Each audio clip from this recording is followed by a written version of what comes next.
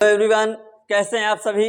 लीजिए, तो आज आपके लिए लेकर के आए हम क्लास 10th से केमिस्ट्री का पहला चैप्टर है रासायनिक अभिक्रियाएं एवं समीकरण। आज हम लोग इस चैप्टर में देखने वाले हैं कोई भी रासायनिक अभिक्रिया किस प्रकार से होती है और किस प्रकार से हम लोग समीकरण को लिखते हैं। तो लीजिए, आज देखते हैं हम लोग रासायनिक अभिक्रिया एवं समीकरण। तो चैप्टर की शुरुआत करते हैं हम लोग कहाँ से। रासायनिक अभिक्रिया क्या होती है, रासायनिक अभिक्रिया किसे कहते हैं। तो देखेंगे हम लोग कोई भी रासायनिक अभिक्रिया क्या है। रासायनिक अभिक्रिया का मतलब है कि जब हम लोग किसी पदार्थ को लेते हैं और उस पदार्थ से कोई नया पदार्थ बनाते हैं। रासायनिक अभिक्रिया का मतलब क्या हुआ कि हम लोग कोई पदार्थ लें और उस पदार्थ से किसी नए पदार्थ का निर्माण करें और जो नया पदार्थ बने वो अलग हो किससे, जो मूल पदार्थ से है। यानी मूल पदार्थ से नए पदार्थ के गुण क्या हो, सर्वथा भिन्न हो। उसको हम लोग क्या कहेंगे, रासायनिक अभिक्रिया कहेंगे। जैसे मैं छोटा सा एग्जांपल ले लूं, ये पेन मेरे पास है, ये पेन किसी पदार्थ से बना होगा। अगर इस पेन की प्रॉपर्टीज जिससे बना है उससे भिन्न होगा तो ये कहलाएगी क्या, केमिकल रिएक्शंस। यानी वह घटना जिसके परिणाम स्वरूप किसी नए पदार्थ का निर्माण होता है, वह घटना जिसके परिणाम स्वरूप किसी नए पदार्थ का निर्माण होता है तथा बनने वाले पदार्थ के गुण प्रारंभिक पदार्थ के गुणों से भिन्न होते हैं, रासायनिक अभिक्रिया कहलाती है। किसी भी रासायनिक अभिक्रिया में दो पद होते हैं। पहला पद होता है आपका अभिकारक और दूसरा पद होता है क्या, उत्पाद। तो किसी भी रासायनिक अभिक्रिया में मैंने आपको बता दिया दो पद होंगे। पहला पद होगा आपका अभिकारक और दूसरा पद क्या होगा, उत्पाद होगा। खास बात क्या है, कोई भी रासायनिक अभिक्रिया होगी उस रासायनिक अभिक्रिया में हम लोग अभिकारक और उत्पाद के मध्य एक तीर का निशान लगाते हैं या बराबर का चिन्ह लगाते हैं। तो रासायनिक अभिक्रिया की हमारी परिभाषा क्या बन गई भैया, रासायनिक अभिक्रिया का मतलब हो गया कोई भी ऐसी अभिक्रिया जिसके परिणाम स्वरूप किसी भी नए पदार्थ का निर्माण हो। कोई भी ऐसी घटना जिसके परिणाम स्वरूप किसी नए पदार्थ का निर्माण हो और जो नया पदार्थ बने उसके गुण क्या हो, मूल पदार्थ से उसके गुण भिन्न हो, तो उस घटना को हम लोग क्या कहते हैं, रासायनिक अभिक्रिया कहते हैं। रासायनिक अभिक्रिया में दो पद होंगे। पहला पद होगा अभिकारक और दूसरा पद क्या होगा, उत्पाद होगा। मैंने बताया रासायनिक अभिक्रिया में अभिकारक और उत्पाद के मध्य या तो एक तीर का निशान लगाते हैं या बराबर का चिन्ह भी लगा देते हैं। इसके बाद हम लोग बात करें अभिकारक क्या है। हम लोग बात करें अभिकारक क्या है, तो अभिकारक की अगर बात करें, अभिकारक का मतलब उस पदार्थ से है जिसके द्वारा किसी नए पदार्थ का निर्माण होता है। हम लोग किसी भी नए पदार्थ का निर्माण जिससे करते हैं उसको हम लोग क्या कहते हैं, अभिकारक कहते हैं। जैसे फॉर एग्जाम्पल हम लोग घर में कोई भी सामान बनाते हैं। मान लीजिए आप लड्डू बना रहे हैं, बूंदी के लड्डू बना रहे हैं, तो बूंदी के लड्डू बनाने में आप लोग किसका प्रयोग कर रहे हैं, आपने बूंदी ले ली, आपने चीनी का सीरा ले लिया। तो चीनी का सीरा और बूंदी ये अभिकारक की तरह कार्य कर रहे हैं। यानी कि वह पदार्थ जिसके द्वारा किसी नए पदार्थ का निर्माण होगा उसको हम लोग क्या कहेंगे, अभिकारक कहेंगे। फिर बात करें हम लोग किसकी, उत्पाद की। तो उत्पाद किसी भी रासायनिक अभिक्रिया के परिणाम स्वरूप बनने वाला नया पदार्थ होता है। उत्पाद क्या है, किसी भी रासायनिक अभिक्रिया के परिणाम स्वरूप बनने वाला नया पदार्थ क्या कहलाता है, उत्पाद कहलाता है। अब बात आई अभिकारक और उत्पाद को हम लोग कहाँ लिखते हैं। तो हम लोग याद रखते हैं, जनरली हम लोग क्या करते हैं, एक तीर लगाते हैं, बाएं साइड अभिकारक लिखते हैं और दाएं साइड उत्पाद लिखते हैं। लेकिन ऐसा आवश्यक नहीं है। आपको याद क्या रखना है, तीर के पश्च भाग पर होता है अभिकारक और अग्र भाग पर होता है उत्पाद। मान लीजिए तीर ऐसे लगा हुआ है। अब अगर तीर ऐसे लगा तो अभिकारक यहाँ होगा, उत्पाद यहाँ होगा। तीर आपका ऐसे लगा हुआ है एरो, तो अभिकारक यहाँ होगा, उत्पाद यहाँ होगा। तो अभिकारक सदैव तीर के पश्च भाग पर होगा और उत्पाद सदैव तीर के अग्र भाग पर पाया जाएगा। इसके बाद हम लोग बात करें किसकी, समीकरण की।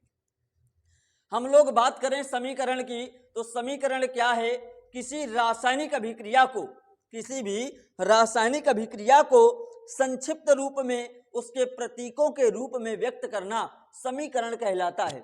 किसी भी रासायनिक अभिक्रिया को संक्षिप्त रूप में उसके प्रतीकों के रूप में व्यक्त करना क्या कहलाता है? समीकरण कहलाता है। जैसे हम लोग एग्जाम्पल ले लें, मैंने कहा नाइट्रोजन और हाइड्रोजन, मैंने कहा आपसे कि नाइट्रोजन एवं हाइड्रोजन परस्पर संयुक्त होकर, नाइट्रोजन एवं हाइड्रोजन परस्पर संयुक्त होकर अमोनिया का निर्माण करते हैं। परस्पर संयुक्त होकर अमोनिया का निर्माण करते हैं। तो भैया ये तो हो गई रासायनिक अभिक्रिया। ये क्या हो गई? रासायनिक अभिक्रिया हो गई कि कोई भी पदार्थ हमने लिया है, नाइट्रोजन और हाइड्रोजन लिया है, वो आपस में क्रिया कर रहे हैं और क्या बना रहे हैं? अमोनिया बना रहे हैं। ये हो गई आपकी अभिक्रिया। इसको अगर समीकरण के रूप में लिखना है तो हमारे पास देखिए क्या है? नाइट्रोजन और हाइड्रोजन। हमारे पास क्या है? नाइट्रोजन है और हाइड्रोजन है। तो हम लोग क्या करें? नाइट्रोजन को ले लें। नाइट्रोजन का प्रतीक N, गैसीय अवस्था में होगा N2, द्विपरमाणुक अणु है, ये द्विपरमाणुक है हमारा। इसके बाद हाइड्रोजन, ये भी द्विपरमाणुक H2, परस्पर संयुक्त होकर अमोनिया का निर्माण करते हैं। तो अभिकारक कौन था? नाइट्रोजन और हाइड्रोजन। उत्पाद कौन है? अमोनिया। तो यहां लगा देंगे एरो और लिख देंगे क्या? NH3। क्या लिख देंगे? NH3। तो प्रतीकों के रूप में व्यक्त कर दिया। ये क्या हो गया भैया? समीकरण हो गया।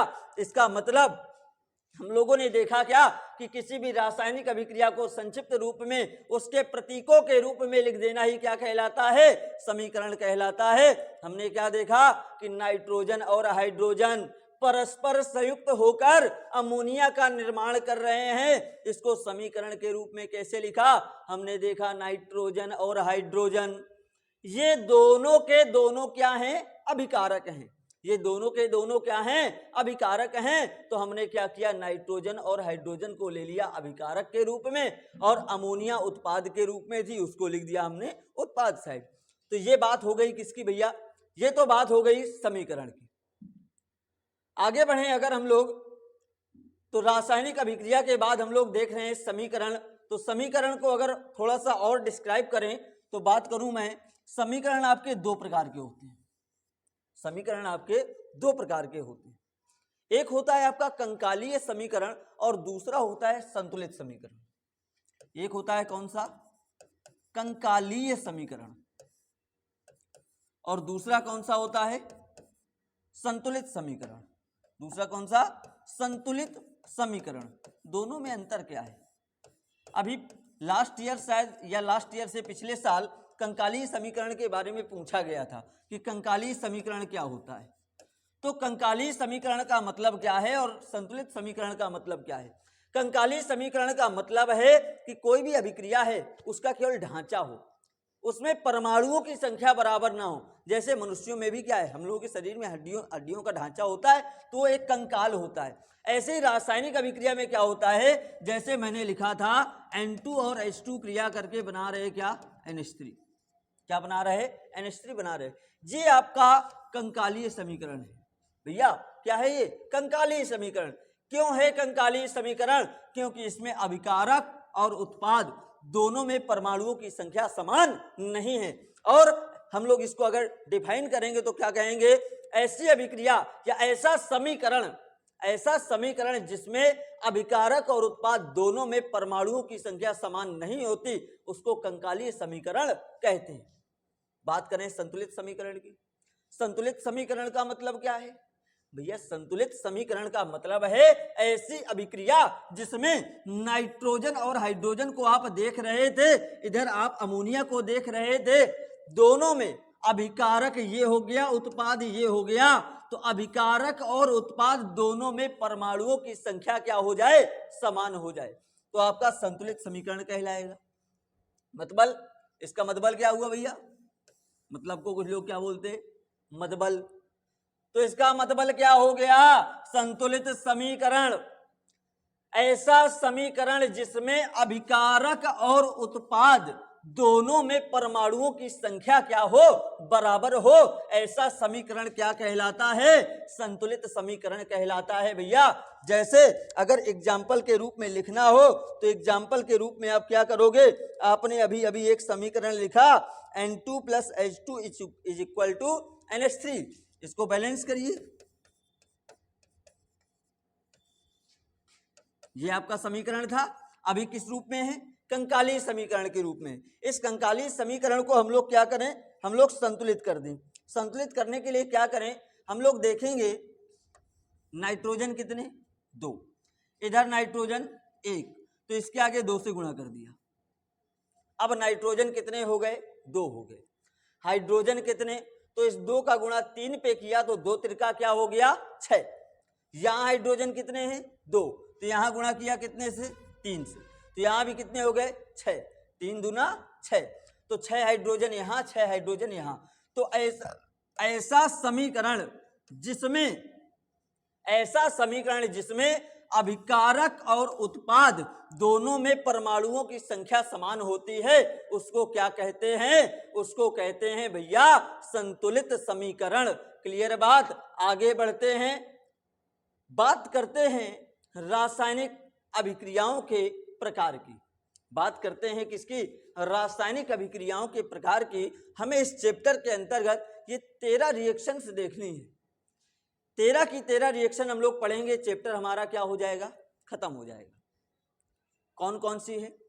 पहली है आपकी योगात्मक या संयोजन अभिक्रिया, दूसरी है वियोजन या अपघटन अभिक्रिया, तीसरी है विस्थापन या प्रतिस्थापन, चौथी है द्विविस्थापन, पांचवी ऑक्सीकरण या उपचयन अभिक्रिया, पांचवी ऑक्सीकरण या उपचयन, छठवीं है अपचयन, सातवीं है रेडॉक्स या अपचयोपचय अभिक्रिया, आठवीं है उत्क्रमणीय अभिक्रिया, नौवीं है अनुत्क्रमणीय अभिक्रिया, 10वीं है ऊष्माशोषी अभिक्रिया, 11वीं है ऊष्माक्षेपी अभिक्रिया, 12वें नंबर पे आया आपका संक्षारण, और सबसे अंत में क्या आएगा? विकृत गंधिता। लास्ट में क्या आएगा? विकृत गंधिता। इन सारी अभिक्रियाओं के बारे में एक एक करके हम लोग आज चर्चा करने वाले हैं सबकी। आइए जरा पहले चर्चा करते हैं किसकी? योगात्मक अभिक्रिया की। भैया चलिए, बड़ा मजा आने वाला है इन अभिक्रियाओं को पढ़ने में हम लोगों को। आज बात हो रही योगात्मक अभिक्रिया की। योगात्मक शब्द से ही सब कुछ आशय निकल के आ रहा है। योग का मतलब जोड़, संयोजन, संयोग का मतलब क्या? जोड़। मतलब सीधा सा मतलब है ऐसी अभिक्रिया जिसमें क्या हो रहा हो? जोड़ हो रहा हो। क्या हो रहा हो? जोड़ हो रहा हो। और जोड़ हो करके क्या हो रहे हो? एक। यानी 2 हो मिलकर के क्या हो जाएं? एक हो जाएं। मिलकर के क्या हो जाएं? एक हो जाएं। ऐसी अभिक्रिया जिसमें 2 या 2 से अधिक पदार्थ परस्पर संयुक्त होकर एक नया योगात्मक उत्पाद बनाते हैं। ऐसी अभिक्रिया जिसमें 2 या 2 से अधिक पदार्थ परस्पर संयुक्त होकर एक नया योगात्मक उत्पाद बनाते हैं, क्या कहलाती? योगात्मक या संयोजन अभिक्रिया कहलाती है। जैसे एग्जाम्पल देख लेते हैं। हाइड्रोजन और आयोडीन है, आपस में अभिक्रिया करके बना रहे हैं हाइड्रोजन आयोडाइड। क्या बना रहे हैं? Hydrogen iodide. बैलेंस करिए जरा, 2 हाइड्रोजन 2 आयोडीन, यहां 1 हाइड्रोजन 1 आयोडीन, इसके आगे 2 से गुणा कर दिया। भैया कितने हैं? 2। मिलकर के कितने हो गए? 1। अभिक्रिया कौन सी हो गई? योगात्मक। यह कॉमन बात कह दूं मैं, एक था ए एक था बी, दोनों मिलकर बन गए AB। अभिक्रिया किस प्रकार की? योगात्मक या संयोजन। दूसरा एग्जाम्पल लेना है, मैंने अभी अभी बताया नाइट्रोजन और हाइड्रोजन को रिएक्ट कराया, इन्होंने बना दिया क्या? अमोनिया। क्या बना दिया? अमोनिया बना दिया। बैलेंस कर दो, इसके आगे 3 लगा दिया, इसके आगे 2 लगा दिया। 2 थे मिलकर के कितने हो गए? 1 हो गए। दैनिक जीवन में भी हम लोग एग्जाम्पल देखते हैं भैया। सबसे बड़ा एग्जाम्पल दे दूं आपको, सबसे बड़ा एग्जाम्पल आप देखते हैं, शादी विवाह होते हैं। शादी विवाह के कार्यक्रम में क्या होता है? 2 परिवार शादी के बाद मिलकर क्या होते हैं? एक हो जाते हैं। 2 परिवार शादी के बाद मिलकर के क्या हो रहे? एक हो रहे। इसका मतलब अभिक्रिया कौन सी हो रही है? यहाँ योगात्मक हो रही। योगात्मक अभिक्रिया में है क्या, दो हैं और मिलकर के कितने हो रहे, एक हो रहे। एक ए था एक बी था, मिलकर के ए बी हो गए। एक परिवार था ए लड़कों वाला, एक परिवार था बी लड़कियों वाला। दोनों परिवार मिले और मिलकर के एक परिवार बन गया क्या, ए बी। तो अभिक्रिया कौन सी हो गई, योगात्मक हो गई। अरे इनकी तो छोड़ो, अपने दैनिक जीवन की छोड़ो, आपने देखे होंगे इतिहास वगैरह पुराण वगैरह आपने देखे होंगे, सुना होगा, बहुत सारे एग्जाम्पल हैं। आपने गणेश भगवान का एग्जाम्पल आप लोग ले सकते हो। गणेश भगवान क्या है, आधा धड़ कहे का था, धड़ था उनका इंसान का, शीश कहे का हाथी का। तो भैया हाथी का शीश इंसान का धड़ मिले, गजानन बने, अभिक्रिया कौन सी हुई, अभिक्रिया हुई योगात्मक या संयोजन। भोले बाबा को आती थी योगात्मक या संयोजन अभिक्रिया, उन्होंने क्या किया था, यही कर दिया। आप देख सकते हैं अर्धनारीश्वर, आधे भोले बाबा आधी माता पार्वती मिलकर एकाकार हुए, अर्धनारीश्वर बने। कौन सी अभिक्रिया, योगात्मक या संयोजन अभिक्रिया हो गई। या मैं ये कह दूं, आप देख सकते हैं नरसिंह भगवान को, वो आधे नर थे आधे सिंह थे, मिलकर के नरसिंह कहलाए, एग्जाम्पल कहे का हो गया, योगात्मक या संयोजन अभिक्रिया का हो गया। देवताओं को भी आती है केमिस्ट्री, ऐसा नहीं कि हम ही लोग पढ़ रहे, वो भी पढ़ते थे, उनको भी अभिक्रिया आती थी, उन्होंने भी यही काम किया। तो योगात्मक अभिक्रिया की परिभाषा क्या बनी, जब दो या दो से अधिक पदार्थ परस्पर संयुक्त होकर एक नया योगात्मक उत्पाद बनाते हैं, अभिक्रिया योगात्मक या संयोजन अभिक्रिया कहलाती है। इसके बाद बात करते हैं हम लोग वियोजन की। अभी हम लोगों ने जोड़ा है, अब क्या करेंगे, तोड़ेंगे। हम लोगों को जोड़ना तोड़ना बहुत आता है। बात आई वियोजन या अपघटन अभिक्रिया की। मतलब अभी हम क्या कर रहे थे, अभी हम कह रहे थे एक ये मिले एक हो गए, मिले एक हो गए। अब क्या है, एक है, इसको क्या करें, तोड़ दें, एक से दो में विभाजित कर दिया। यानी ऐसी अभिक्रिया जिसमें कोई पदार्थ दो या दो से अधिक भागों में टूट जाए, उसको क्या कहेंगे, वियोजन या अपघटन अभिक्रिया कहेंगे। ऐसी अभिक्रिया जिसमें दो या दो से अधिक पदार्थ परस्पर आपस में संयोग कर रहे थे, उसको कहा था संयोजन अभिक्रिया। और ऐसी अभिक्रिया जिसमें कोई पदार्थ दो या दो से अधिक भागों में टूट जाए, उसको हम लोग क्या कहेंगे, उसको वियोजन या अपघटन अभिक्रिया कहेंगे। क्लियर बात है। देखिए फॉर एग्जाम्पल, जनरल एग्जाम्पल, अभी मैंने क्या कहा था, शादियां होती हैं, विवाह होते हैं, दो परिवार मिलकर एक हो जाते हैं, योगात्मक अभिक्रिया है, नो डाउट। लेकिन अगर कहीं शादी के बाद तलाक हो जाए, अगर शादी के बाद तलाक हो जाए, तो तलाक हुआ तब क्या हुआ, एक परिवार था दो भागों में बिखर गया, एक परिवार था दो भागों में बिखर गया, उनमें क्या हो गया, वियोजन हो गया, उनमें क्या हो गया, वियोजन हो गया। वही बात है कि जब कोई पदार्थ दो या दो से अधिक भागों में टूट जाता है, वियोजन या अपघटन अभिक्रिया कहलाती है। फॉर एग्जाम्पल, जो अभी एग्जाम्पल लिए थे उन्हीं को उल्टा कर दो। हाइड्रोजन आयोडाइड को गर्म किया, ये टूट गया हाइड्रोजन और आयोडीन में, बैलेंस कर दो, इसके आगे दो लगा दो। अमोनिया को गर्म कर दो, ये टूट गई नाइट्रोजन और हाइड्रोजन में, बैलेंस कर दो, इसके आगे दो लगा दो, इसके आगे तीन लगा दो, बैलेंस हो गया। सॉरी उल्टा कर दिया मैंने, बैलेंस करने में क्या करना है, यहाँ लगा दो, नाइट्रोजन 2 हाइड्रोजन 6 बराबर हो गए। तो ये अभिक्रिया कौन सी हो गई, वियोजन हो गई। ये कौन सी हो गई, वियोजन अभिक्रिया हो गई। तो वियोजन और अपघटन, अब देखिए कभी कभी हो सकता है अगर थोड़ा अंदर हम लोग घुस करके पढ़ें तो बात आती है कि क्या वियोजन और अपघटन में अंतर है। हाँ, बिल्कुल छोटा सा अंतर है, इन दोनों में बिल्कुल छोटा सा अंतर है। वियोजन और अपघटन में बहुत छोटा सा अंतर है। हम लोग देखते हैं जरा, वियोजन और अपघटन अभिक्रिया के पहले अंतर ही देख लें। वियोजन सदैव उत्क्रमणीय होता है और अपघटन सदैव अनुत्क्रमणीय होता है। मतलब वियोजन में अगर पदार्थ किसी नए पदार्थ में बदला, एक भाग से दो भागों में टूटा, तो वापस जुड़कर एक हो सकते हैं। यानी यहां पर हो क्या रहा है, केस क्या बन रहा है, केस ये बन रहा है कि कोई एक परिवार था ए बी, कोई एक परिवार था, इन दोनों के बीच में आप समझ रहे दोनों लोग कौन से थे, दोनों के बीच में लड़ाई झगड़ा हुआ, लड़ाई झगड़ा हुआ और ये टूट गए, ए प्लस बी में बदल गए, ये ए प्लस बी में बदल गए।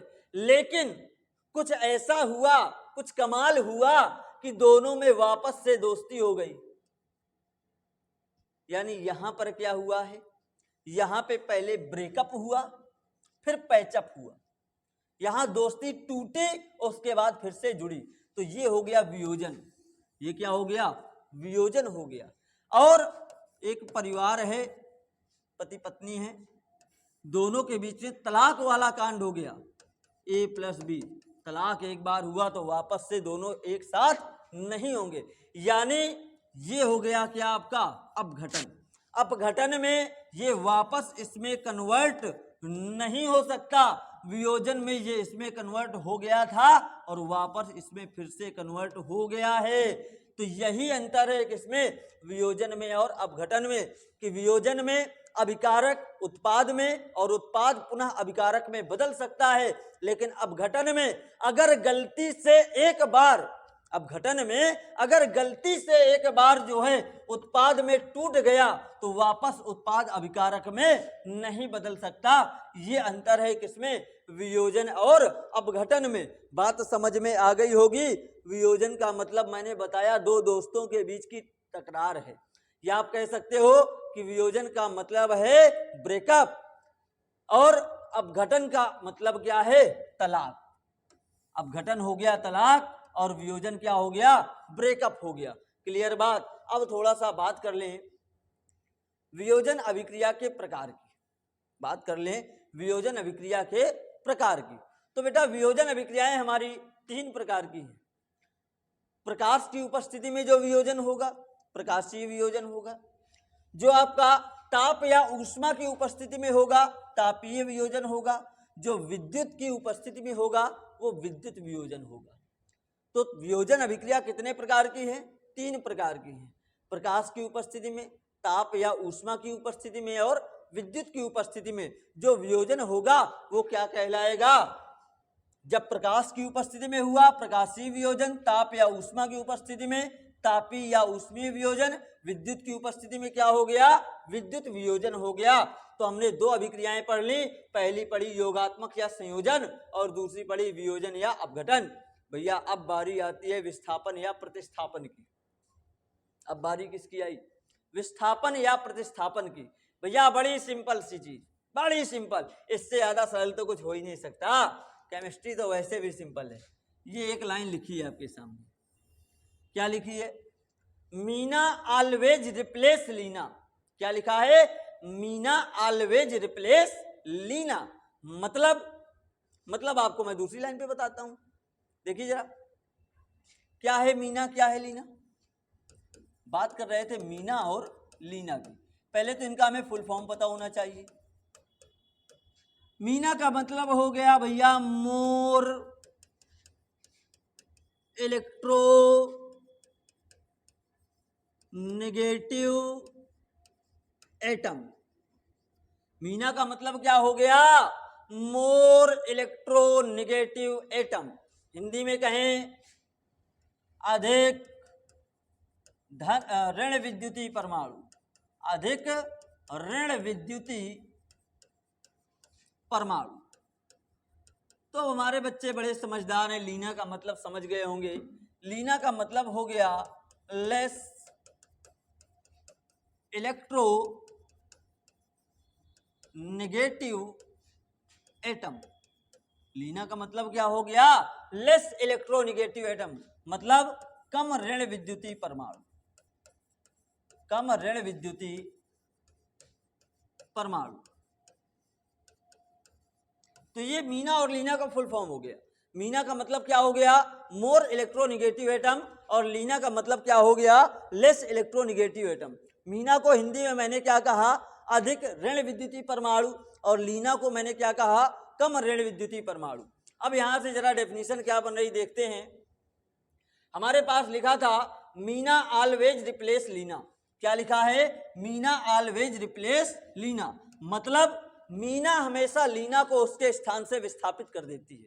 मीना हमेशा लीना को उसके स्थान से विस्थापित कर देती है। परिभाषा आप यहीं से बना सकते हो कि वह अभिक्रिया जिसमें अधिक ऋण विद्युतीय धातु अपने से कम ऋण विद्युतीय धातु को उसके स्थान से विस्थापित कर दे, उसको क्या कहते हैं? विस्थापन या प्रतिस्थापन अभिक्रिया कहते हैं। जैसे देखिए लिखा हुआ है आपके पास, वह अभिक्रिया जिसमें अधिक ऋण विद्युतीय परमाणु अपने से कम ऋण विद्युतीय परमाणु को उसके स्थान से विस्थापित कर देता है, विस्थापन या प्रतिस्थापन अभिक्रिया कहलाती है। मतलब मीना ऑलवेज रिप्लेस लीना।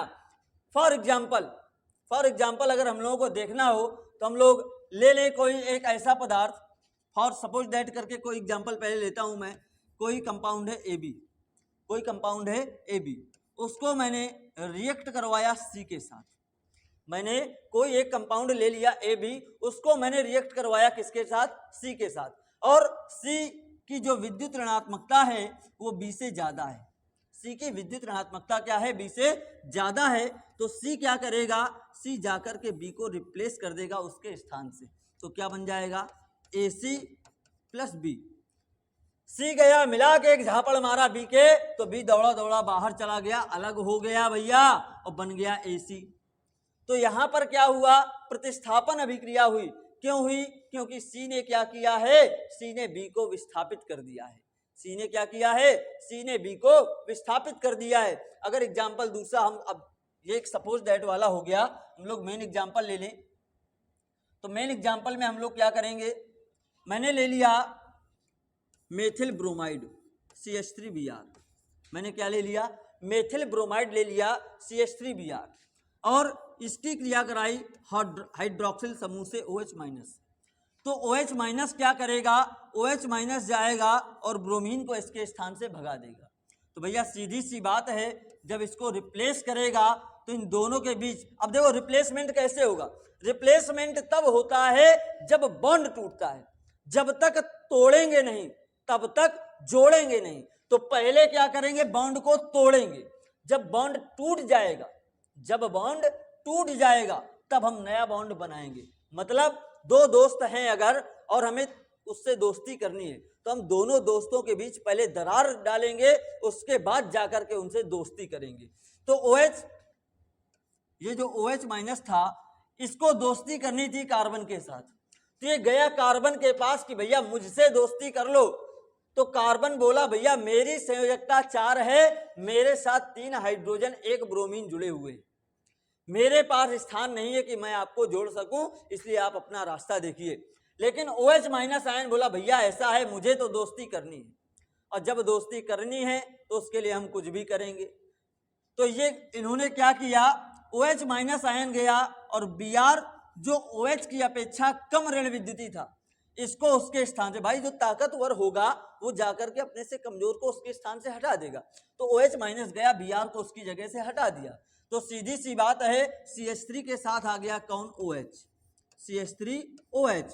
और जो Br था, चूंकि ये वाला बॉन्ड टूट गया, ये बॉन्ड टूट गया, तो कार्बन की विद्युत ऋणात्मकता कम थी तो इस पर चार्ज आएगा पॉजिटिव, और Br की ज्यादा थी, इस पर चार्ज आएगा निगेटिव।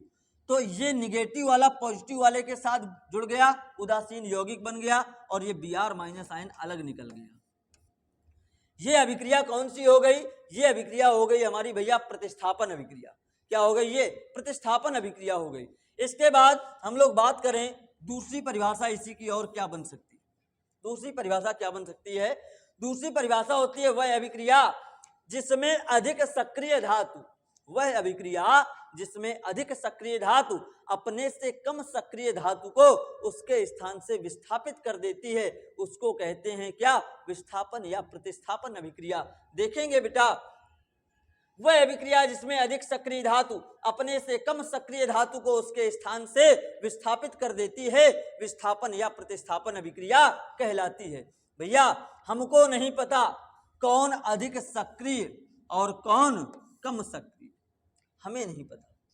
तीसरे चैप्टर में हम लोग पढ़ते हैं सक्रियता श्रेणी, उसके बारे में थोड़ा सा देख लें तो ये बात क्लियर हो जाएगी। आइए जरा पहले हम लोग सक्रियता श्रेणी को थोड़ा सा देख लेते हैं। ज़्यादा डिटेल तो उसके बारे में नहीं पढ़ेंगे, लेकिन कुछ थोड़ी बहुत बातें उसके बारे में सीख ले जिससे हमें इसमें आसानी हो जाए। बात आ गई सक्रियता श्रेणी की। इस सक्रियता श्रेणी में जो धातु पहले होगी वो अधिक सक्रिय, जो बाद में होगी वो कम सक्रिय। अब ये है क्या सक्रियता श्रेणी, देखिए जरा, lithium, potassium, barium, strontium, calcium, sodium, magnesium, aluminium, manganese, zinc, chromium, iron, cadmium, cobalt, nickel, tin, lead, hydrogen, copper, mercury, silver, platinum, gold. ये एक क्रम बन गया हमारा जो है सक्रियता श्रेणी का। Lithium, potassium, barium, strontium, calcium, sodium, magnesium, aluminium, manganese, zinc, chromium, iron, cadmium, cobalt, nickel, tin, lead, hydrogen, copper, mercury, silver, platinum और गोल्ड। ये एक क्रम बन गया। जैसे जैसे बढ़ेंगे आगे सक्रियता क्या होगी, घटती जाएगी। अब समस्या ही सर जी आपने तो लिख दिया, हम याद कैसे करें इसको, हम इसको याद कैसे करें? तो भैया क्यों परेशान है, परेशानी का हल कहाँ मिलेगा, यही मिलेगा। देखिए कैसे याद कर लेंगे, चुटकी बजा करके, चुटकी बजा करके इसको याद करेंगे हम लोग। देखिए जरा,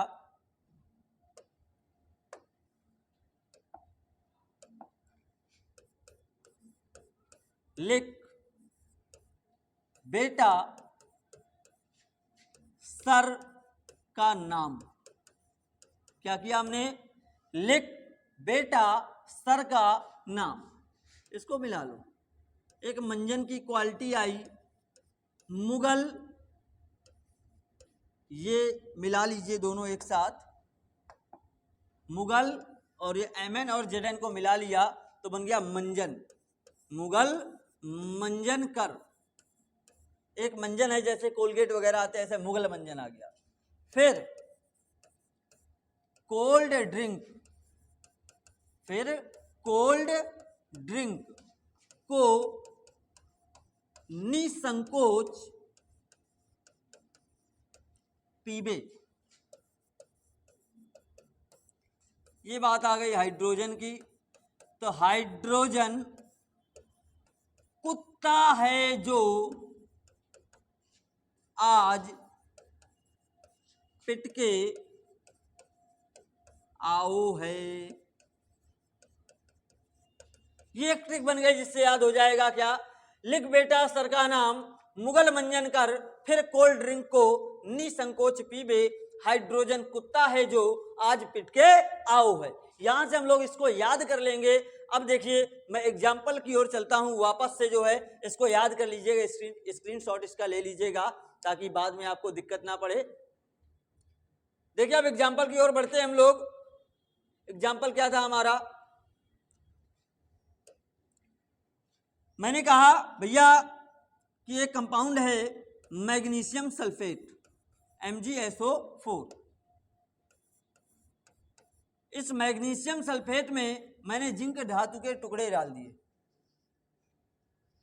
अब देखिए जिंक का स्थान और मैग्नीशियम का स्थान कहाँ है सक्रियता श्रेणी में। लिख बेटा सर का नाम, मुगल मंजन, जन में आया जिंक, और लिख बेटा सर का नाम।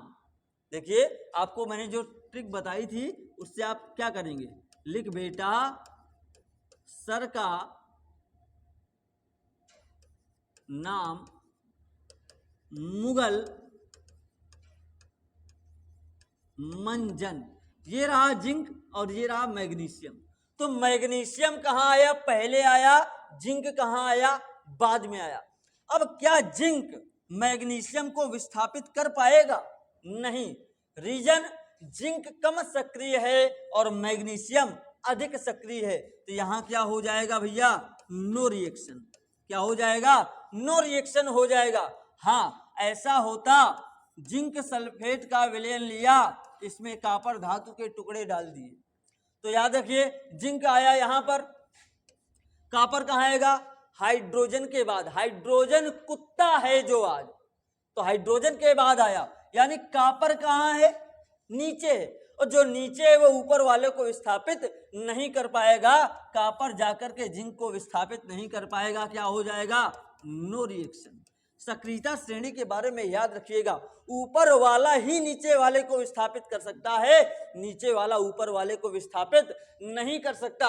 हाँ, हम लोग ऐसा कर लें, हम लोग कुछ ऐसा कर लें। कैसा कर लें भैया?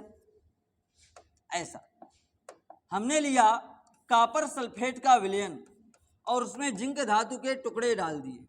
अब हमें पता है जिंक का स्थान कॉपर से ऊपर है, तो जो ऊपर होगा वो नीचे वाले को लात मार कर भगा देगा। तो भैया कॉपर को भगा देगा कौन? जिंक। बन जाएगा क्या? जिंक सल्फेट, और निकल जाएगा कॉपर अलग। यानी ऐसी अभिक्रिया जिसमें क्या हुआ है, जिसमें अधिक सक्रिय धातु अपने से कम सक्रिय धातु को उसके स्थान से क्या कर रही? विस्थापित कर रही। उसको अपन लोग क्या कह रहे हैं? विस्थापन अभिक्रिया कह रहे हैं। अगर कम सक्रिय धातु है तो वो कभी भी अपने से अधिक सक्रिय धातु को विस्थापित नहीं कर पाएगी, सीधी सी बात है। तो इस तरह से हमने क्या देखा? विस्थापन अभिक्रिया के बारे में देखा। अब हम लोग चर्चा करते हैं किसकी? हम लोग चर्चा करते हैं अब इसके बाद द्विविस्थापन अभिक्रिया की। अब चर्चा किसकी करते हैं? द्विविस्थापन अभिक्रिया की। द्विविस्थापन यानी विस्थापन कितनी बार हो? 2 बार हो। विस्थापन कितनी बार हो? 2 बार हो। मैं कह दूं एक कंपाउंड AB, दूसरा कंपाउंड CD। मैंने कहा एक कंपाउंड AB, दूसरा compound CD।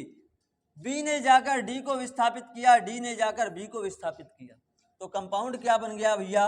AD plus CB। Compound क्या बना? AD plus CB। तो यहां पर विस्थापन कितनी बार हुआ? 2 बार हुआ।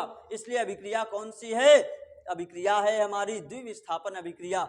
यानी ऐसी अभिक्रिया जिसमें आयनों का परस्पर आदान प्रदान होता है, ऐसी अभिक्रिया जिसमें आयनों का परस्पर आदान प्रदान होता है द्विविस्थापन अभिक्रिया कहलाती है, जैसे इसमें हम लोगों ने अभी देखा। एग्जाम्पल के रूप में हम लोग दूसरा एग्जाम्पल लेते हैं। आइए देखते हैं। हमने ले लिया एक धातु फ्लोराइड है AgF और एक एल्किल हैलाइड है CH3Br। हुआ क्या? मान लिया मैंने थोड़ी देर के लिए इस यौगिक में ये और ये 2 हैं, इसमें भी ये 2 हैं। हमने इसको मान लिया ये कोई प्राणी है A और ये कोई प्राणी है B, ये कोई प्राणी है C और ये कोई प्राणी है D। भैया सीधी सी बात है, सीधी सी बात है। हुआ क्या? A और B एक साथ एक रूम में रहते थे, कहीं गए थे तैयारी करने के लिए। एक साथ एक रूम में AB रहते थे और एक साथ एक रूम में C और D रहते थे। हुआ क्या? एक बार बड़े अच्छे मित्र थे आपस में, लेकिन हुआ क्या? एक बार AB और CD आपस में इनकी लड़ाई हो गई, A की B से और C की D से। और लड़ाई होने का रीजन बड़ा छोटा सा, लड़ाई होने का रीजन बड़ा छोटा सा, कमरे में झाड़ू लगाने के पीछे लड़ गए। भैया जब दोनों आपस में ये लड़े तो हुआ क्या? मार कुटाई हुई। छोटी सी बात को लेकर के मार कुटाई हुई। उसने कहा मैं नहीं लगाऊंगा, उसने कहा मैं नहीं लगाऊंगा, लेकिन झगड़ा हो गया बड़ा। झगड़ा बड़ा हुआ तो क्या हुआ? जब झगड़ा बड़ा हुआ तो B ने कहा मैं A को मारूंगा और B ने A को मारा, मिला के बहुत कायदे से मारा। अब जब B ने A को मारा तो A मतलब AG। अब ये दुनिया के सामने अपनी बेइज्जती नहीं करवाना चाहता था, तो गया और दुनिया वालों के सामने बाहर जाके क्या कहता है? मैंने उसका साथ छोड़ दिया, उसका पढ़ने में मन नहीं लगता था, मैंने उसका साथ छोड़ दिया। दुनिया के सामने अपनी इमेज कैसी दिखा दी? पॉजिटिव दिखा दी। और इसकी इमेज दुनिया के सामने कैसी दिखा दी? निगेटिव दिखा दी। जबकि अगर हकीकत की बात की जाए तो हकीकत तो यही जानता है कमरे के अंदर कैसा धो धो के मारा है फ्लोरीन ने, लेकिन दुनिया के सामने अपनी इमेज को पॉजिटिव और फ्लोरीन की इमेज को निगेटिव दिखा दिया। कुछ कंडीशन वही यहां थी।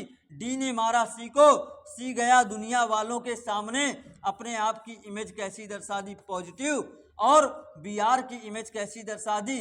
निगेटिव। इसकी इमेज कैसी दर्शा दी, निगेटिव दर्शा दी।